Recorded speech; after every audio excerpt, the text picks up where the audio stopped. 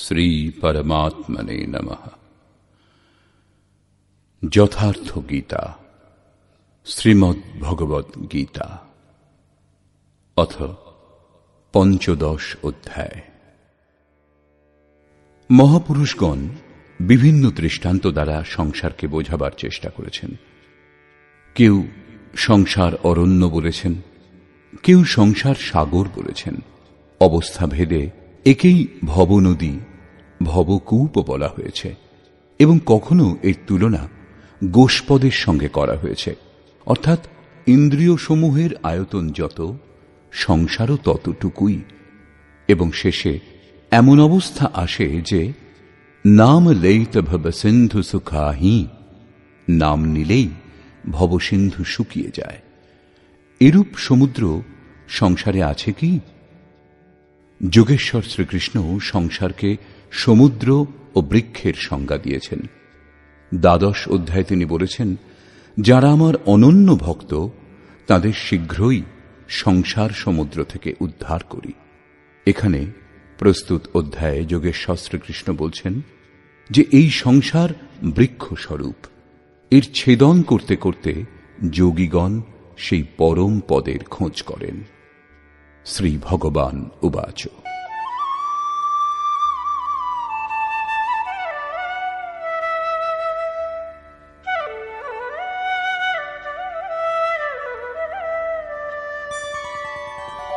ঊর্ধ্বমূলমধঃ শাখम् অশ্বত্থম প্রাহুরব্যয়म् ছন্দাংসি যস্য পর্ণানি যস্তম বেদ স বেদবিৎ।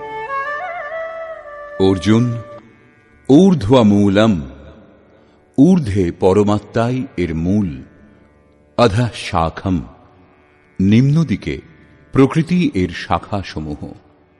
এইরূপ সংসাররূপী অশ্বত্থ বৃক্ষকে অবিনাশী বলা হয়।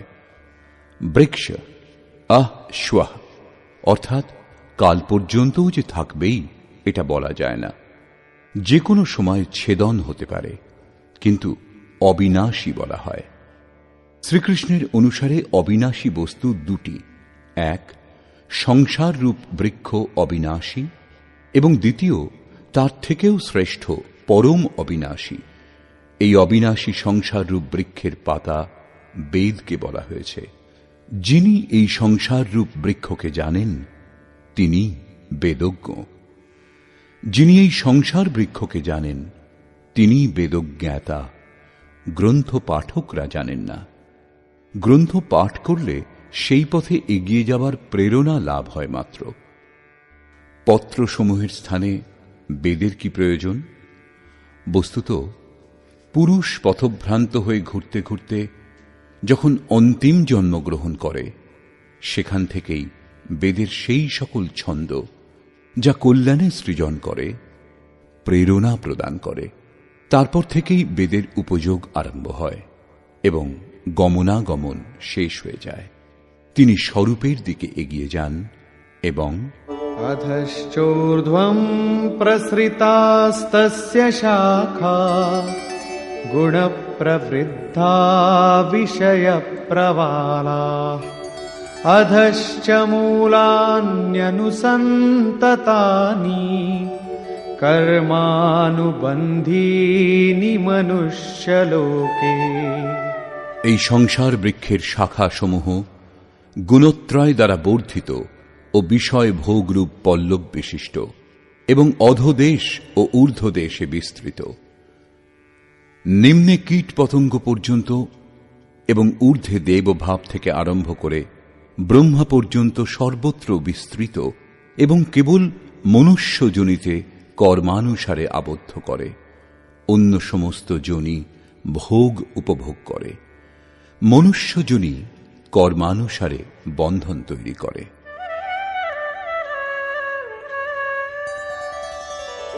ন রূপমস্যেহ তথোপলভ্যতে নান্তো ন চাদির্ন চ সম্প্রতিষ্ঠা অশ্বত্থমেনং সুবিরূঢ়মূলম असङ्गशस्त्रेण दृढेन छित्त्वा।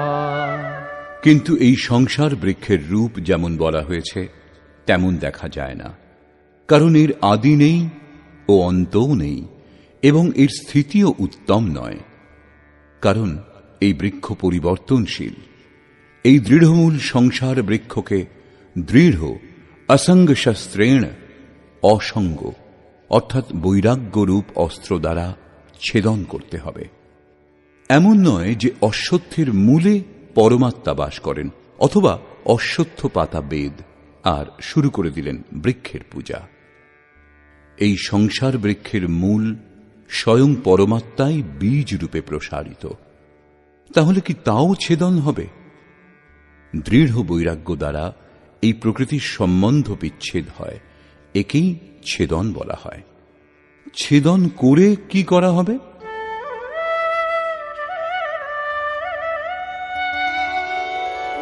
ততঃ পদম তৎ পরিমার্গিতব্যম यस्मिन् गता न निवर्तन्ति भूयः तमेव चाद्यं पुरुषं प्रपद्ये यतः प्रवृत्ति प्रसृता पुराणी। দৃঢ় বৈরাগ্য দ্বারা সংসার বৃক্ষকে ছেদন করে সেই পরম পদ পরমেশ্বরের উত্তম রূপে অন্বেষণ করতে হয়, যাকে প্রাপ্ত হলে সংসারের আর পুনরাবৃত্তি হয় না, অর্থাৎ পূর্ণ নিবৃত্তি লাভ হয়। কিন্তু তার অন্বেষণ কিরূপে সম্ভব? যোগেশ্বর বলছেন, এর জন্য সমর্পণ আবশ্যক। যে পরমেশ্বর হতে পুরাতন সংসার বৃক্ষের প্রবৃত্তি বিস্তৃত, সেই আদি পুরুষ পরমাত্মার শরণাগত আমি। তাঁর শরণাগত না হলে বৃক্ষ লুপ্ত হবে না। এখন শরণাগত বৈরাগ্যে স্থিত পুরুষ কিরূপে বুঝবেন যে বৃক্ষ ছেদন হয়েছে? তার পরিচয় কি? এই প্রসঙ্গে বলছেন, निर्माण मोहाजित संग दोषा अध्यात्म नित्या विनिवृत्त कामा द्वन्द्वैर्विमुक्ता सुख दुःख संज्ञैर गच्छन्त्य मूढ़ा पदमव्ययं तत्। উপরোক্ত প্রকার সমর্পণ দ্বারা যাদের মোহ ও মান নষ্ট হয়েছে, যারা আসক্তিরূপ সঙ্গদোষ জয়ী, অধ্যাত্ম নিত্যা পরমাত্মার স্বরূপে যাদের নিরন্তর স্থিতি, যাদের কামনা নিবৃত্ত হয়েছে এবং সুখ দুঃখরূপ দ্বন্দ্ব থেকে বিমুক্ত জ্ঞানীগণ সেই অবিনাশী পরম পদ প্রাপ্ত হন। যতক্ষণ এই অবস্থা লাভ না হয় ততক্ষণ সংসার বৃক্ষ ছেদন হয় না। বৈরাগ্যের প্রয়োজন এত দূর পর্যন্তই। সেই পরম পদের স্বরূপ কি যা লাভ করা হয়? न तद्भासयते सूर्यो न शशाङ्को न पावकः यद्गत्वा न निवर्तन्ते तद्धाम परमं मम। সেই পরম পদকে সূর্য, চন্দ্র ও অগ্নি প্রকাশ করতে পারে না। যাকে লাভ করলে সংসারে আর পুনর্জন্ম হয় না, সেটাই আমার পরম ধাম, অর্থাৎ তাদের পুনর্জন্ম হয় না। এই পদ লাভ করার অধিকার সকলের সমান। এই প্রসঙ্গে বলছেন,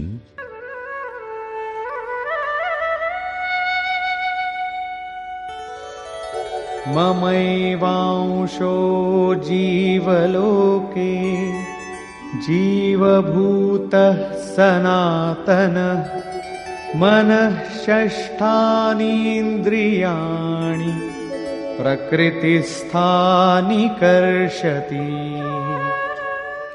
জীবলোকে দেহকেই লোক বলে, অর্থাৎ এই দেহে এই জীবাত্মা আমারই সনাতন অংশ এবং সেই ত্রিগুণময়ী মায়াতে স্থিত মন ও পঞ্চেন্দ্রিয়কে আকর্ষণ করে। কি রূপে? शरीरं यदवाप्नोति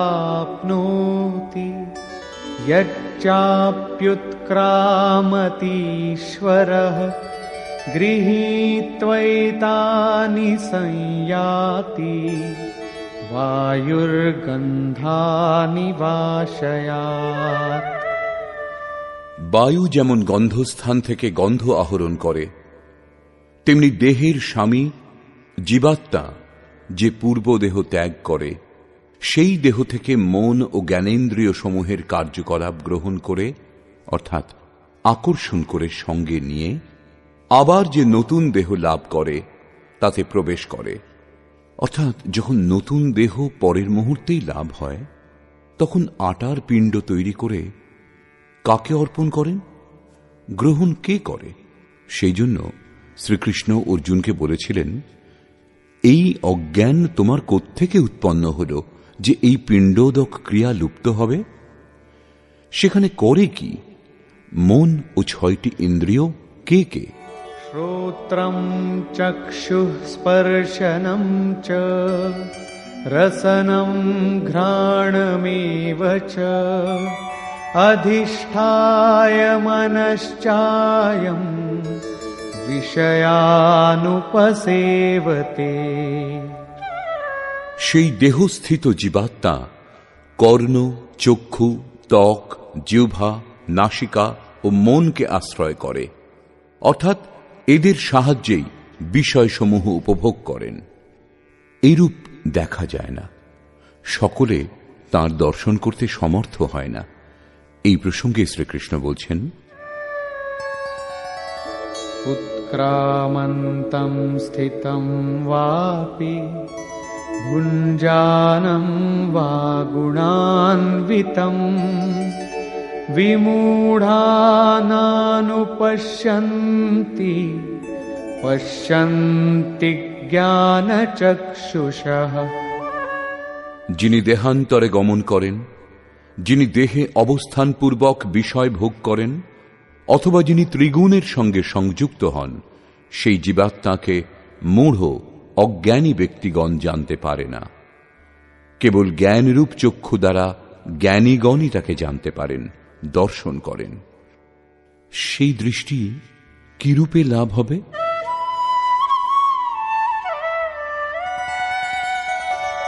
यतन्तो योगिनश्चैनं पश्यन्त्यात्मन्यवस्थितं यतन्तोऽप्यकृतात्मानो नैनं पश्यन्त्यचेतसः। যোগীগণ স্বীয় হৃদয়ে চিত্তকে সর্বদিক থেকে একত্র করে এই আত্মাকে যত্নপূর্বক প্রত্যক্ষ দর্শন করেন। কিন্তু অকৃতার্থ আত্মা যাদের, অর্থাৎ মলিন অন্তঃকরণ যাদের, সেই অজ্ঞানীগণ যত্নশীল হলেও এই আত্মাকে জানতে পারে না, কারণ তাদের অন্তঃকরণ বাহ্য প্রবৃত্তিসমূহে বিক্ষিপ্ত। চিত্তকে সর্বদিক থেকে একত্র করে অন্তরাত্মাতে যত্নশীল ভাবুকগণই তাকে লাভ করার যোগ্য হন।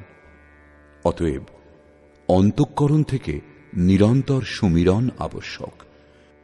এখন সেই মহাপুরুষগণের স্বরূপে যে সমস্ত বিভূতি লাভ হয়, যা পূর্বেও বলেছেন, সেই সকলের ওপর আলোকপাত করলেন।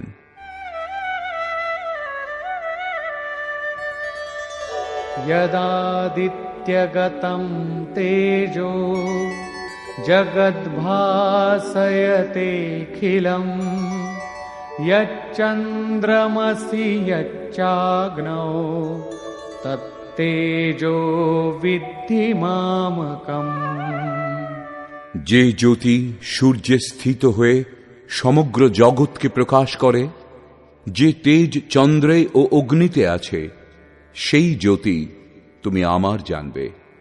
এখন সেই শক্তির কি কাজ, সেই প্রসঙ্গে বলছেন, গামাবিশ্য চ ভূতানি ধারয়াম্যহমোজসা পুষ্ণামি চৌষধীঃ সর্বাঃ সোমো ভূত্বা রসাত্মকঃ। আমি পৃথিবীতে প্রবেশ করে স্বীয় শক্তি দ্বারা ভূত সকলকে ধারণ করি এবং চন্দ্রে রস স্বরূপ হয়ে সকল বনস্পতিদের পুষ্ট করি।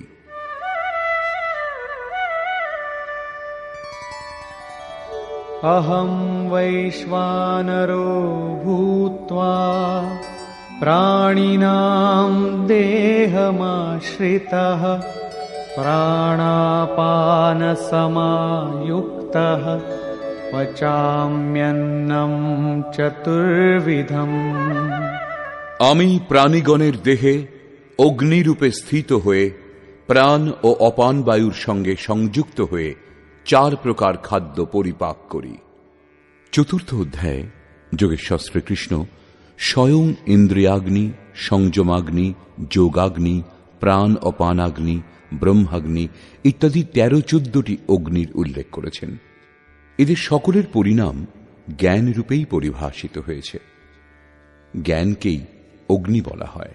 শ্রীকৃষ্ণ বলছেন, এইরূপ অগ্নিস্বরূপ হয়ে প্রাণ ও অপানের সঙ্গে সংযুক্ত হয়ে 4 প্রকার বিধি দ্বারা জপ সর্বদা নিঃশ্বাস প্রশ্বাসে হয়। জপের 4 বিধি বৈখরী, মধ্যমা, পশ্যন্তী ও পরা। এই 4 বিধি দ্বারা প্রস্তুত অন্নকে আমি পরিপাক করি। শ্রীকৃষ্ণের অনুসারে ব্রহ্মই একমাত্র অন্ন যার দ্বারা আত্মা পূর্ণ তৃপ্ত হয়, আর কখনো অতৃপ্ত হয় না। দেহের পোষক প্রচলিত অন্নকে যোগেশ্বর আহারের সংজ্ঞা দিয়েছেন। বাস্তবিক অন্ন পরমাত্মা। বৈখরী, মধ্যমা, পশ্যন্তী ও পরা এই 4টি বিধি পেরিয়ে সেই অন্ন পরিপক্ক হয়। একেই অনেক মহাপুরুষ নাম, রূপ, লীলা ও ধাম বলেছেন। সর্বপ্রথম নাম জপ করা হয়। ক্রমশ হৃদয়ে ইষ্টের স্বরূপ প্রকট হতে থাকে।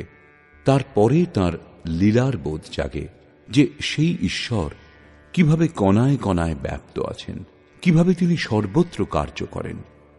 এইরূপ হৃদয় দেশে ক্রিয়াকলাপের দর্শনই তাঁর লীলা দর্শন, বাহ্য রামলীলা রাসলীলা নয়। এবং সেই ঈশ্বরীয় লীলার প্রত্যক্ষ অনুভূতি করতে করতে যখন মূল লীলাধারীর স্পর্শ লাভ হয়, তখন ধামের অবস্থা লাভ হয়।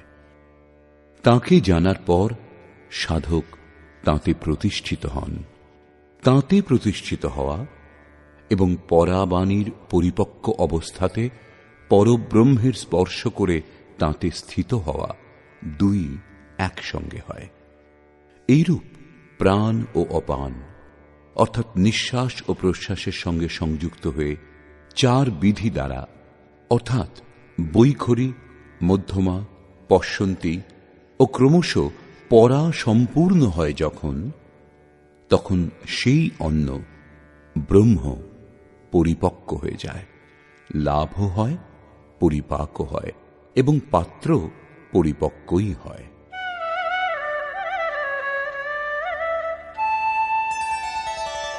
सर्वस्य चाहं हृदि सन्निविष्टो मत्तः स्मृतिर्ज्ञानमपोहनं च वेदैश्च सर्वैरहमेव वेद्यो वेदान्तकृद्वेदविदेम चाहम्। আমি সকল প্রাণীর হৃদয়ে অন্তর্যামী রূপে স্থিত আছি। আমার দ্বারাই স্বরূপের স্মৃতি উৎপন্ন হয়। স্মৃতি সুরতি, যে তত্ত্ব পরমাত্মা বিস্মৃত তাঁর স্মরণ হয়ে আসা, এই লক্ষণ প্রাপ্তিকালের। স্মৃতির সঙ্গে জ্ঞান অর্থাৎ সাক্ষাৎকার এবং অপৌহানম অর্থাৎ সকল বাধা আমার দ্বারাই শান্ত হয়। সকল বেদ মধ্যে যা জানার যোগ্য তা আমি। বেদান্তের কর্তা অর্থাৎ বেদস্য অন্তঃ স বেদান্ত পৃথক ছিলেন, তবেই তো অনুভব হল। যখন জানার সঙ্গে সঙ্গে সেই স্বরূপে প্রতিষ্ঠিত হয়েছেন, তখন আর কে কাকে জানতে চাইবেন? বেদান্তের কর্তা আমি এবং বেদবিদ সেও আমি, বেদের জ্ঞাতাও আমি। অধ্যায়ের আরম্ভে তিনি বলেছিলেন যে এই সংসার বৃক্ষের ন্যায়, ঊর্ধ্বে পরমাত্মা মূল এবং নিম্নে প্রকৃতি পর্যন্ত বিস্তৃত তার শাখাসমূহ। যিনি এই মূল থেকে প্রকৃতির বিভাজন করে একে জানেন, মূল সহ জানেন, তিনি বেদবিদ। এখানে যোগেশ্বর বলছেন যে আমি বেদবিদ। শ্রীকৃষ্ণ নিজের তুলনা বেদজ্ঞ মহাপুরুষগণের সঙ্গে করলেন। শ্রীকৃষ্ণ তত্ত্বজ্ঞ মহাপুরুষ, যোগীগণের মধ্যে পরম যোগী ছিলেন। এই প্রশ্ন এখানেই সম্পূর্ণ হল। এখন বলছেন যে এই সংসারে পুরুষের স্বরূপ দুই প্রকারের। দ্বাবিমৌ পুরুষৌ লোকে ক্ষরশ্চাক্ষর এব চ ক্ষরঃ সর্বাণি ভূতানি কূটস্থোক্ষর উচ্যতে। অর্জুন, এই সংসারে পুরুষ দুই প্রকারের হয়।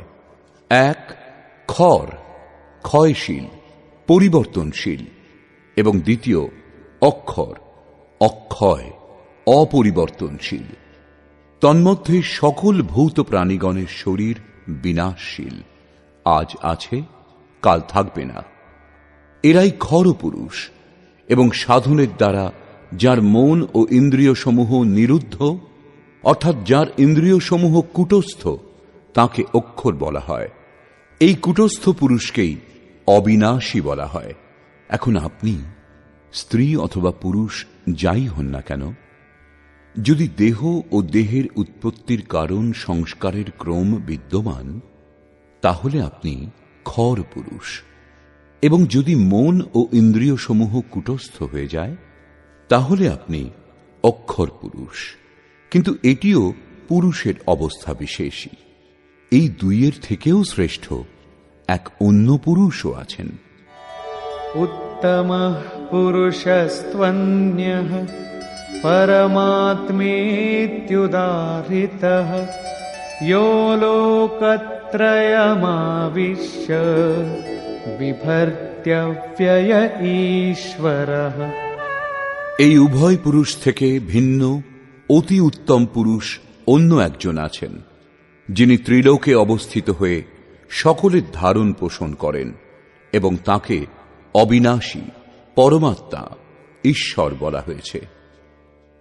পরমাত্মা অব্যক্ত, অবিনাশী, পুরুষোত্তম, এইসব শব্দ তাঁর পরিচায়ক। বস্তুত তিনি পৃথক, অর্থাৎ অনির্বচনীয়। ক্ষর অক্ষর থেকে অতীত, মহাপুরুষের চূড়ান্ত অবস্থা এটা, যাকে পরমাত্মা, পুরুষোত্তম এমন সব শব্দ দ্বারা ইঙ্গিত করা হয়েছে। কিন্তু তিনি অন্য, অর্থাৎ অনির্বচনীয়। সেই স্থিতিতে যোগেশ্বর শ্রীকৃষ্ণ নিজেরও পরিচয় দিলেন। यस्मात्क्षरमतीतोऽहम् अक्षरादपि चोत्तमः अतोऽस्मि लोके वेदे च प्रथितः पुरुषोत्तमः। আমি উপরোক্ত বিনাশশীল, পরিবর্তনশীল, ক্ষেত্র থেকে সর্বথা অতীত এবং অক্ষর, অবিনাশী, কূটস্থ পুরুষ থেকেও উত্তম। সেই জন্য লোক ও বেদে আমি পুরুষোত্তম নামে প্রসিদ্ধ।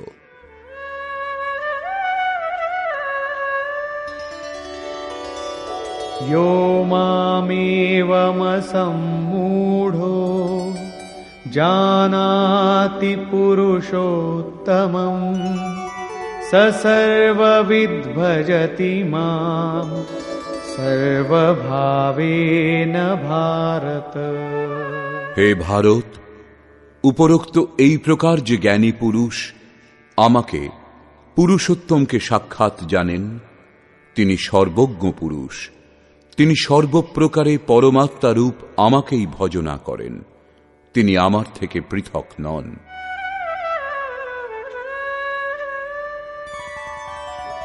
इति गुह्यतमं शास्त्रम् इदमुक्तं मया नघ एतद्बुद्ध्वा बुद्धिमान् स्यात् कृतकृत्यश्च भारत। হে নিষ্পাপ অর্জুন, এইরূপ অতি গোপনীয় শাস্ত্র আমার দ্বারা বলা হল। এই তত্ত্ব অবগত হয়ে মানুষ পূর্ণ জ্ঞাতা ও কৃতার্থ হন।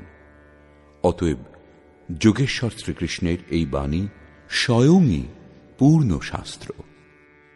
শ্রীকৃষ্ণের এই রহস্য অত্যন্ত গুপ্ত ছিল।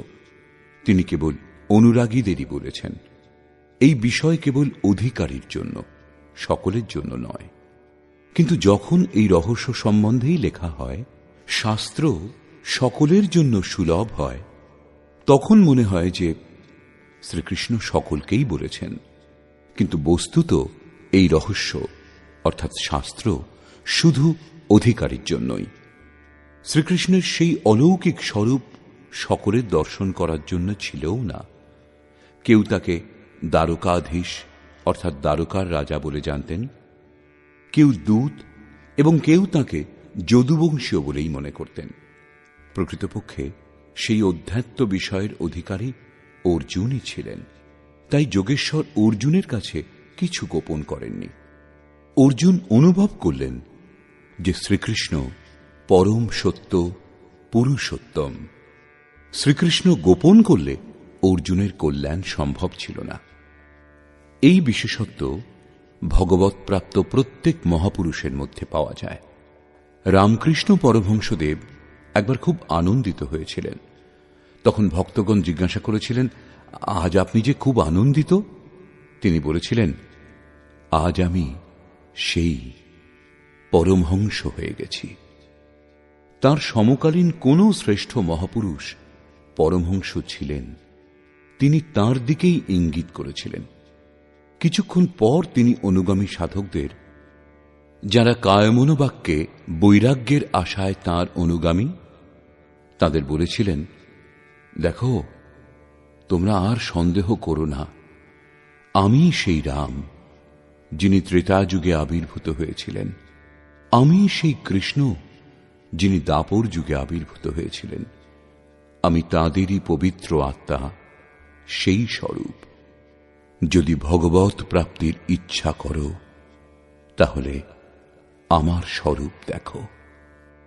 এইরূপ পূজ্য মহারাজজিও সকলকে বলতেন, হো, আমি ভগবানের দূত। যিনি প্রকৃত সন্ত, তিনি ভগবানের দূত হন। আমাদের দ্বারাই তাঁর সন্ধান পাওয়া যায়। যীশুখ্রিস্ট বলেছিলেন, আমি ভগবানের পুত্র, আমার কাছে এসো, তাহলে ঈশ্বরের পুত্র বলে অভিহিত হবে। অতএব সকলেই পুত্র হতে পারেন। সান্নিধ্যে আসার তাৎপর্য, তাঁরা সাধনা করে যে ব্রহ্মে স্থিত হয়েছেন, সাধনাক্রমে চলে তা সম্পূর্ণ করতে হবে। মোহাম্মদ সাহেবও বলেছিলেন, আমি আল্লাহর রসুল, সংবাদ বাহক। পূজ্য মহারাজজি সকলকে এটুকু বলতেন। কারো বিচার খণ্ডন মণ্ডন করেননি তিনি, কিন্তু বিরক্ত অনুগামীদের বলতেন, কেবল আমার স্বরূপ দেখো। যদি তুমি সেই পরম তত্ত্ব সম্বন্ধে জানতে চাও, তাহলে আমাকে দেখো, সন্দেহ করো না। যারা সন্দেহ করতেন, তাদের অনুশাসনের মধ্যে রেখে অন্তরে অনুভব সঞ্চার করে বাহ্য সমস্ত বিচার থেকে সরিয়ে যোগেশ্বর শ্রীকৃষ্ণের অনুসারে দ্বিতীয় অধ্যায়ের 40 থেকে 43 সংখ্যক শ্লোক, অনন্ত পূজা পদ্ধতি যার অন্তর্গত, তাই নিজের স্বরূপে নিযুক্ত করেছিলেন। তিনি অদ্যাবধি মহাপুরুষের রূপে অবস্থিত। এই রূপ শ্রীকৃষ্ণের স্থিতিও গোপনীয় ছিল, কিন্তু নিজের অনন্য ভক্ত, পূর্ণ অধিকারী, অনুরাগী অর্জুনের প্রতি তিনি তা প্রকাশ করেছিলেন। প্রত্যেক ভক্তের পক্ষেই এমন হওয়া সম্ভব। মহাপুরুষ লক্ষ লক্ষ ব্যক্তিকে সেই পথে চালান। নিষ্কর্ষ, বর্তমান অধ্যায়ের শুরুতে যোগেশ্বর শ্রীকৃষ্ণ বলেছিলেন, একটা অশ্বত্থ বৃক্ষের ন্যায় এই সংসার। অশ্বত্থ একটা উদাহরণ মাত্র। ঊর্ধ্বে এর মূল পরমাত্মা এবং নিম্নে প্রকৃতি পর্যন্ত বিস্তৃত এর শাখা প্রশাখা। যিনি এই বৃক্ষকে সম্পূর্ণরূপে জানেন তিনি বেদজ্ঞ। এই সংসার বৃক্ষের শাখাসমূহ ঊর্ধ্বদেশে এবং অধোদেশে সর্বত্র বিস্তৃত, এবং মূলানি এর মূলের জাল ঊর্ধ্বে এবং নিম্নে সর্বত্র ব্যাপ্ত, কারণ সেই মূল ঈশ্বর এবং তিনি বীজ রূপে প্রত্যেক জীবের হৃদয়ে বাস করেন। দৃষ্টান্তস্বরূপ একটি পৌরাণিক কাহিনী প্রস্তুত করা হয়েছে। একবার পদ্মফুলের ওপর বসে ব্রহ্মা বিচার করছিলেন যে আমার উৎপত্তি স্থান কোথায়, কোথায় আমার জন্ম হয়েছিল। তিনি সেই পদ্মফুলের নালে প্রবেশ করে অনবরত এগিয়ে যেতে লাগলেন, কিন্তু নিজের উদ্গম দেখতে পেলেন না। তখন তিনি হতাশ হয়ে পদ্মাসনে বসে পড়লেন। চিত্ত নিরুদ্ধ করার প্রচেষ্টা করতে লাগলেন এবং ধ্যান দ্বারা তিনি নিজের মূল উৎস কোথায় তা খুঁজে পেলেন। পরম তত্ত্বের সাক্ষাৎকার করে তাঁর স্তব করলেন।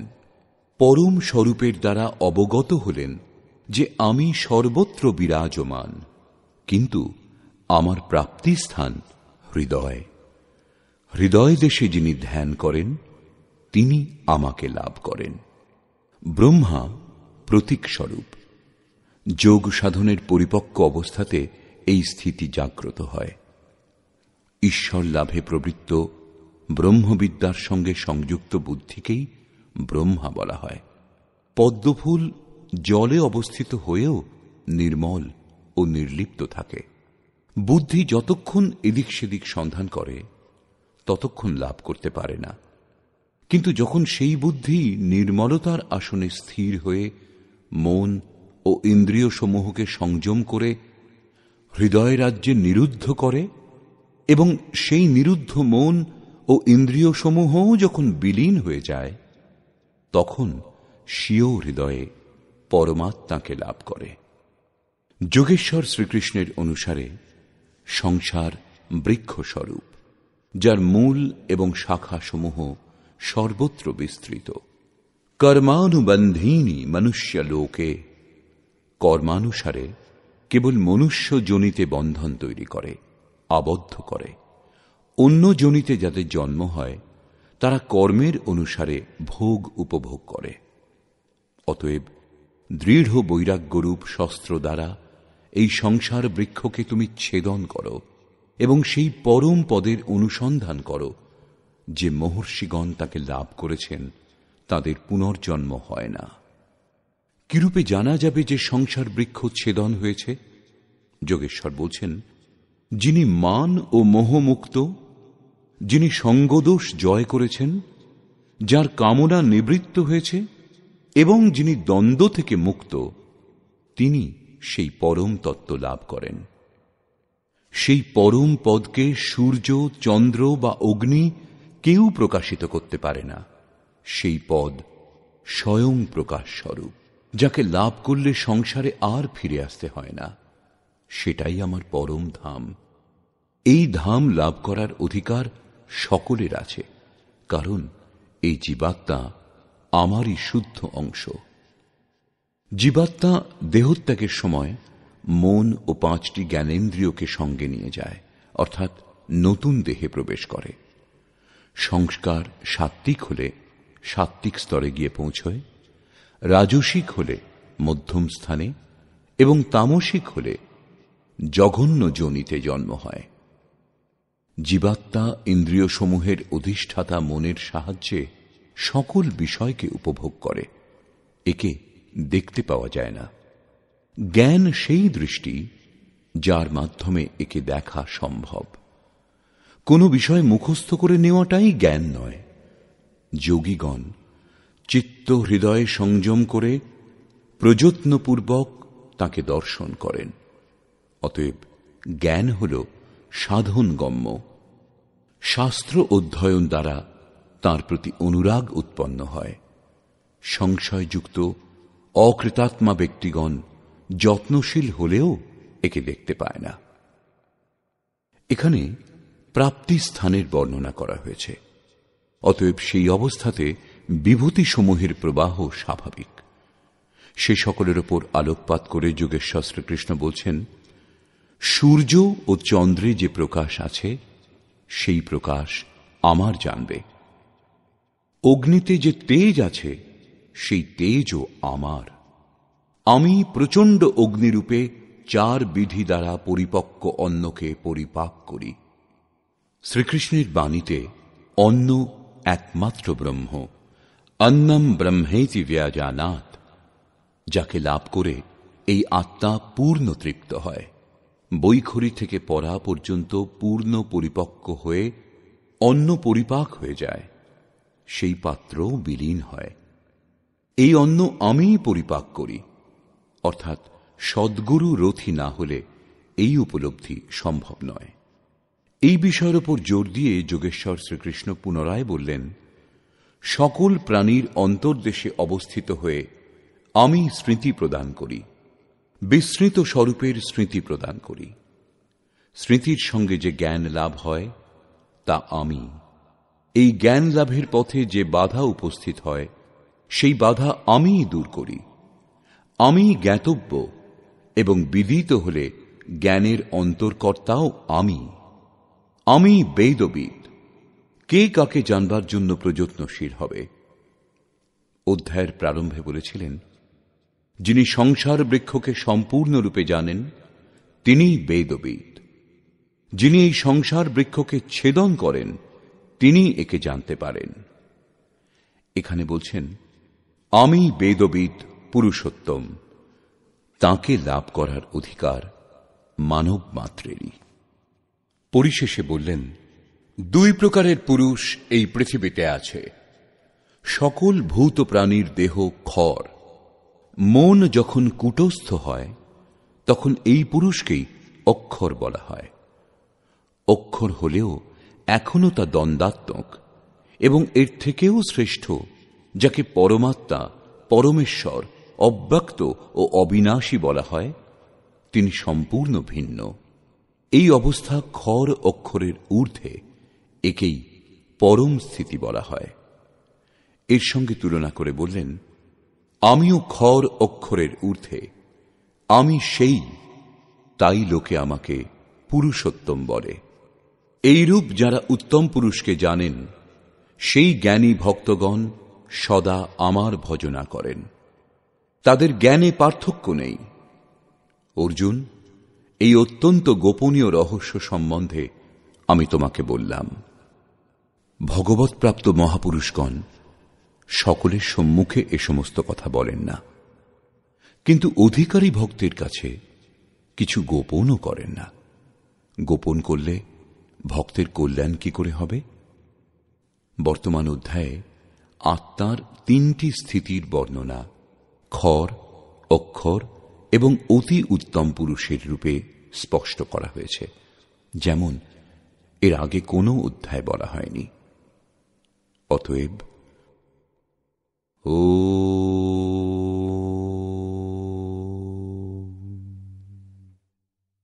এই প্রকার শ্রীমদ্ ভগবদ্ গীতারূপী উপনিষদ এবং ব্রহ্মবিদ্যা তথা যোগশাস্ত্র বিষয়ক শ্রীকৃষ্ণ ও অর্জুনের সংবাদে পুরুষোত্তম যোগ নামক 15 অধ্যায় পূর্ণ হল।